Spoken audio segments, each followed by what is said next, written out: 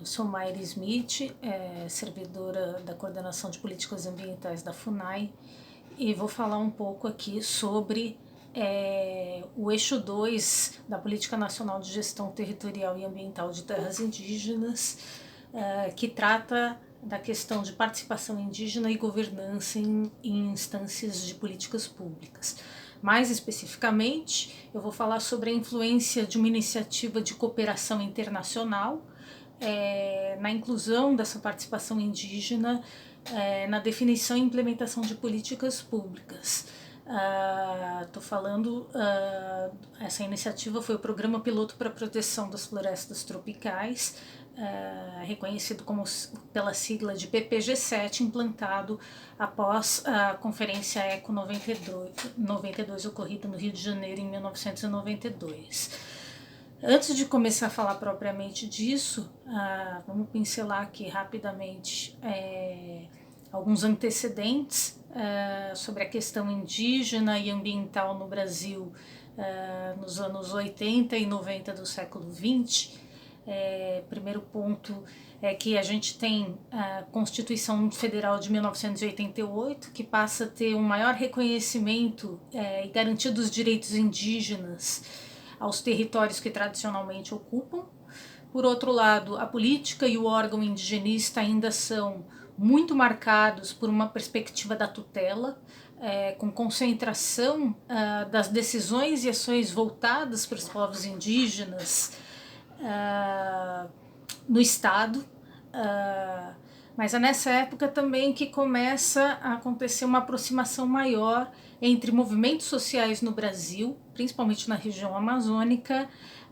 da temática ambiental. Um exemplo disso é o movimento dos seringueiros, liderado pelo Chico Mendes, da temática ambiental. E começa a haver também um reconhecimento maior em nível internacional e nacional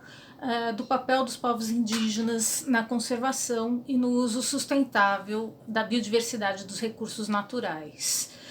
Então,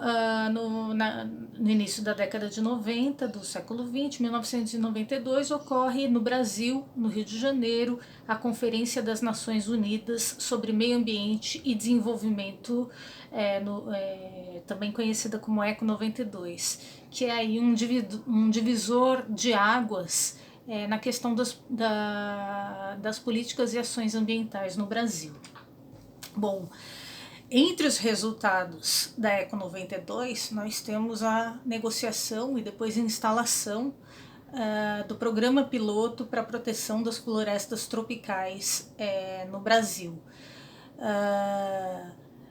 que foi um programa efetivamente de cunho mais ambiental, que contribuiu para a criação de políticas ambientais mais sólidas, para o fortalecimento do Ministério do Meio Ambiente, que era uma instituição recém-instituída no Brasil, e o que mais interessa nesse contexto que nós estamos falando aqui, do eixo 2, contribuiu bastante para participação da sociedade civil na esfera pública no Brasil a partir da experiência de outros países. O PPG7, então, era a coordenação era um programa cuja coordenação ficava no Ministério do Meio Ambiente, mas a execução de projetos era distribuída em outros ministérios e autarquias do governo federal. Foi um programa, uma parceria entre os doadores, que eram os 7 países os G7, os 7 países mais desenvolvidos do mundo, o governo federal brasileiro e a sociedade civil organizada, com o intuito de desenvolver soluções criativas de desenvolvimento sustentável para influenciar as políticas públicas, principalmente na área ambiental, e o que tivesse relacionado com essa área ambiental, socioambiental, vamos dizer assim. Na época, os doadores exigiram ao governo brasileiro que, para a instalação do programa, tivesse participação da sociedade civil. Esse foi um aspecto importante para mudar essa cultura institucional no Brasil. E aí, no contexto do PPG-7, foram desenvolvidos 2 projetos voltados para os povos indígenas na Amazônia, que tiveram um papel bastante importante para consolidar a participação indígena no escopo das políticas indigenistas. O primeiro deles foi o PPTAL, Projeto Integrado de Proteção às Populações e Terras Indígenas da Amazônia Legal, que foi um projeto voltado principalmente para a regularização fundiária e proteção de terras indígenas na Amazônia. Ele foi um projeto conduzido pelo órgão indigenista, ou seja, pela Fundação Nacional do Índio, e que se iniciou em 1996. Na época de negociação do PPTAL, os doadores queriam a instalação que o programa funcionasse como uma instância de governança, uma comissão paritária composta por 50% por membros de governo e 50% por indígenas, que fosse deliberativa. Isso foi uma grande inovação na época, porque praticamente não existia nenhum mecanismo de intervenção das organizações e comunidades indígenas na definição e execução de políticas indigenistas pelo Estado nessa época. Então esse foi um aspecto inovador. Era um grande desafio para a FUNAI enxergar a autonomia e o protagonismo dos povos indígenas. Na ocasião da negociação, o governo federal não aceitou que a comissão paritária fosse deliberativa, mas foi uma grande inovação ter uma comissão paritária. Ela tinha um caráter consultivo, mas foi instalada no âmbito do projeto, que foi considerado uma inovação. Posteriormente, em 2001, essa comissão paritária se tornou deliberativa, mas como era uma primeira iniciativa, ela foi avaliada como pouco efetiva pelo movimento indígena. Depois da experiência do PPTAL, ainda quando estava acontecendo o PPTAL, e com o grande impulso que o PPTAL deu no processo de regularização fundiária, o interesse das organizações e comunidades indígenas ficou mais voltado para a busca de recursos para a realização de iniciativas comunitárias de gestão ambiental nas suas terras.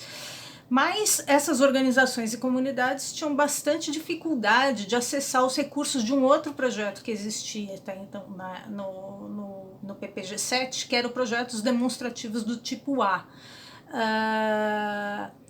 que era um projeto voltado para financiar iniciativas comunitárias não só de povos indígenas, mas de comunidades tradicionais e de agricultores familiares. Como os povos indígenas tinham bastante dificuldade de acessar essa iniciativa, reivindicaram ao PPG-7, que já tinha essa experiência exitosa com o PPTAL, para a instalação de um projeto demonstrativo como o PDA, mas que fosse dos povos indígenas. Com a experiência de participação no PPTAL, o movimento indígena se sentiu mais seguro para reivindicar um maior protagonismo e participação indígena no escopo do PDPI, que foi um projeto, na verdade, desenvolvido dentro da estrutura do Ministério do Meio Ambiente. Ele era voltado para os povos indígenas, mas no Ministério do Meio Ambiente. E aí, dentre essas exigências dos povos indígenas, eles exigiram que o projeto se chamasse Projetos Demonstrativos dos Povos Indígenas e não para os povos indígenas, isso para reforçar o protagonismo desses povos no projeto, que tivesse um gerente indígena e que fosse montada uma comissão executiva paritária e deliberativa efetivamente. E aí sim o PDPI, como já uma segunda experiência de comissão paritária, já foi avaliado pelo movimento indígena como um divisor de águas entre as antigas práticas paternalistas e tutelares e o novo protagonismo dos povos indígenas na sua relação com o governo e com as políticas públicas. Esses dois projetos eles tiveram uma importância grande para influenciar a participação indígena em outras instâncias de políticas públicas, para estabelecer essas iniciativas de participação indígena, e houve uma consolidação da participação indígena de forma mais explícita na esfera das políticas públicas brasileiras a partir da criação da Comissão Nacional de Política Indigenista, em 2006, que foi uma comissão criada justamente para elaborar um projeto de lei para que depois fosse transformada num Conselho de Política Indigenista. A comissão se transformou em conselho em 2015. E também temos a Política Nacional de Gestão Territorial e Ambiental de Terras Indígenas, a PNGAT, que foi criada por decreto em 2012 e que também é uma política pública que incorporou a ideia de participação indígena efetivamente a partir de suas instâncias de governança, sendo a principal delas o Comitê Gestor da Política, que é deliberativo e paritário. Então, esse é um pouco do histórico aí, da influência desse projeto de cooperação internacional sobre participação indígena nas políticas públicas e mais especificamente nas políticas indigenistas brasileiras.